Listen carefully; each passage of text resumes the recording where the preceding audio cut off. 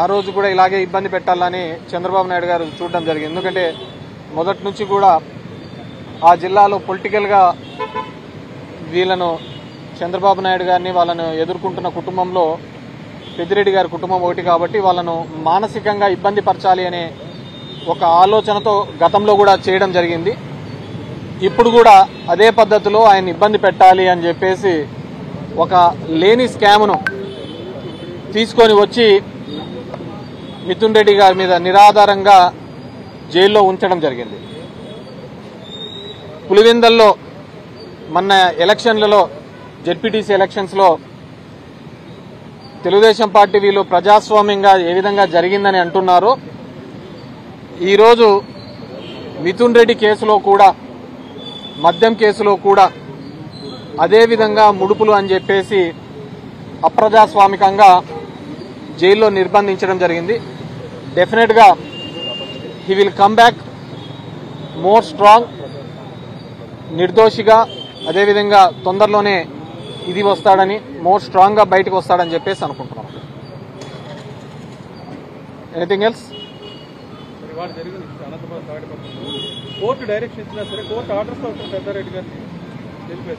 Court directions లో ఈరోజు తాడిపత్రిలో పెద్దారెడ్డి చిన్నాన్నకు సంబంధించి గతంలోనే కోర్టు ఆర్డర్ ఇవ్వడం జరిగింది. 3 నెలల కిందట 5 వెహికల్స్ లో వెళ్ళండి, అక్కడ ఇనఫ్ సెక్యూరిటీ ఇవ్వండి, లా అండ్ ఆర్డర్ ఇష్యూ లేకుండా చూడండి అని చెప్పేసి పోలీసులకు డైరెక్షన్ ఇవ్వడం జరిగింది. కానీ దాని మీద పోలీసులు స్పందించకపోవడం, దాని మీద రియాక్ట్ కాకపోవడంతో మళ్ళీ కంటెంప్ట్ మోషన్ మూవ్ చేయడం జరిగింది.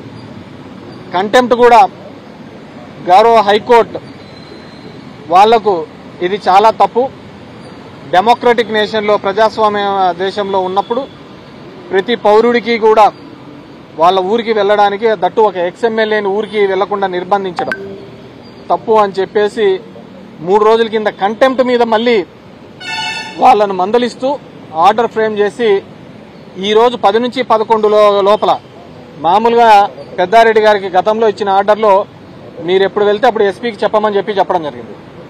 ఎస్పీకి పర్మిషన్ లెటర్ పెట్టినప్పుడు ఎస్పీ గారు ఇచ్చేది ఏంటంటే వైజాగ్లో నరేంద్ర మోడీ వస్తున్నాడు కాబట్టి తాడిపత్రిలో సెక్యూరిటీ ఇవ్వలేమన్నారు, కడపలో మహనాడు జరుగుతోంది కాబట్టి ఇక్కడ సెక్యూరిటీ ఇవ్వలేమన్నారు. So it's very shame. ఎక్కడో మోడీది జరుగుతుంటే 1000 కిలోమీటర్ల దూరంలో జరుగుతున్న దానికి తాడిపత్రిలో సెక్యూరిటీ ఇవ్వలేకపోవడం అనేది. సో వీటన్నింటినీ కోర్టు చేసి హైకోర్టుకు తెలియజేస్తే high court with date and time ఇచ్చింది. 18వ తేదీ 10 గంటల నుంచి 11 మధ్యలో మీరు వెళ్ళండి అని చెప్పేసి వెళ్తే దాన్ని కూడా నిర్బంధించి వెళ్లకుండా చేయడం నిజంగా వీళ్ళు ఎవరికి భయపడతారో నాకు అర్థం కావటం లేదు. వీళ్ళు రేపొద్దున ఎన్ని ఏళ్ళు ఉద్యోగాల్లో ఈ విధంగా ఉంటారో నాకు తెలుసు. All young IPS officers. మీ భవిష్యత్తుతో ఈరోజు చంద్రబాబు నాయుడు గారు వీళ్ళు ఆడుతున్న దాంట్లో మీరు బలైపోతున్నారు. సో కోర్టు డైరెక్షన్ ఇచ్చిన వీళ్ళు స్పందించకపోవడం, కంటెంప్ట్ మీద కూడా స్పందించకపోవడం దురదృష్టకరం. డెఫినెట్గా మా చిన్నాన్న అక్కడే వెయిట్ చేస్తున్నారు, పెద్దారెడ్డి చిన్నాన్న. వాళ్ళు ఏదో మూవ్ చేశాము ఇది అని చెప్పేసి డెఫినెట్గా ఏదేమైనప్పటికీ కానీ లా ప్రకారం చట్ట ప్రకారం ఏం చేయాలో అవన్నీ కూడా మేము చేస్తాం. మళ్ళీ కూడా దీనికి అప్పీల్ చేస్తాం. సార్, మిథున్ రెడ్డి గారు అరెస్ట్ కానీ పులివెందుల ఎన్నిక కానీ అన్నీ కూడా రాష్ట్రంలో జరుగుతున్న అంశాలన్నీ కూడా ముఖ్యంగా కోర్టు డైరెక్షన్ ఇచ్చింది మిథున్ రెడ్డి గారికి సౌకర్యాలు కల్పించారు, వాటిని కూడా ఇంప్లిమెంట్ చేసే పరిస్థితి. అది చెప్తున్నాం కదా, వీళ్ళు ఎవరికి భయపడటం లేదు. ఇది నాకు అర్థం కావటం లేదు. ఇది ఏ రాజ్యమో? న్యాయస్థానాలకు భయపడటం లేదు, ప్రజాస్వామ్యానికి భయపడటం లేదు, ప్రజలకు భయపడటం లేదు. మనం ఎప్పుడో చూసాం కొలంబియన్ డ్రగ్ లార్డ్ పెబులో ఎస్కోబార్కు సంబంధించి ఆ రోజు సుప్రీంకోర్టు మీద కూడా ఆయన వెళ్లి దాడి చేసి వాటిని ఇవన్నీ చేసినారు. అంతకంటే దౌర్భాగ్యంగా ఇక్కడ ఈరోజు ఈ రాష్ట్రంలో ఉన్నదనమాట. డెఫినెట్ గా దీనికి సంబంధించినది చంద్రబాబు నాయుడుకి ఏం కాదు, ఎవరైతే ఇంప్లిమెంట్ చేయడం లేదో ఆ ఉద్యోగస్తులు వాళ్ళు ఇబ్బంది పడే పరిస్థితి. సో కాబట్టి మీరందరూ కూడా న్యాయస్థానానికి ప్రజాస్వామ్యానికి గౌరవం ఇచ్చేటట్లు చూడాలా. అండ్ ఇదంతా కూడా ఒక తప్పుడు కల్చర్ మనం నేర్పిస్తున్నాం. ఈ రోజు మీరు వేసే విత్తనం రేపొద్దున మీరు ఏ విత్తనం వేస్తారో అదే చెట్టుగా వస్తుంది, దానికి కాసే కాయలు కూడా అలాగే ఉంటాయి. సో దాని రుచి కూడా మీరు చూడాల్సి వస్తుంది. సో ఇలాంటి పరిస్థితులు రాకూడదు మళ్ళీ భవిష్యత్తులో ఉండకూడదు అంటే అందరూ కూడా ప్రజాస్వామ్యానికి కోర్టులకు గౌరవించాల్సిన అవసరం ఉన్నది.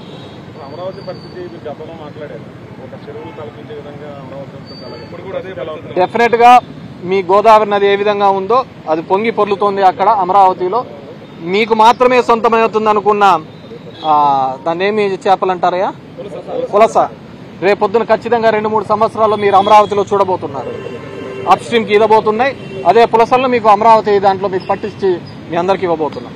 ఆగస్టు 15 మాజీ సీఎం కనీసం గౌరవించలేదనేది టీడీపీ నేతలు ఆరోపిస్తున్నారు. అది ఎట్లా తయారైందంటే జెండా ఎగరేసిన వాళ్ళే దేశభక్తులని ఇప్పుడు ఆ విధంగా ఉన్నారు. ఇప్పుడు ఈ కూటమి దానిలో ఏ విధంగా ఉందంటే కూటమికి జై జై అంటే దేశభక్తులు, కూటమిని గన ప్రశ్నిస్తే దేశద్రోహుల్లాగా నిలబడుతున్నారు.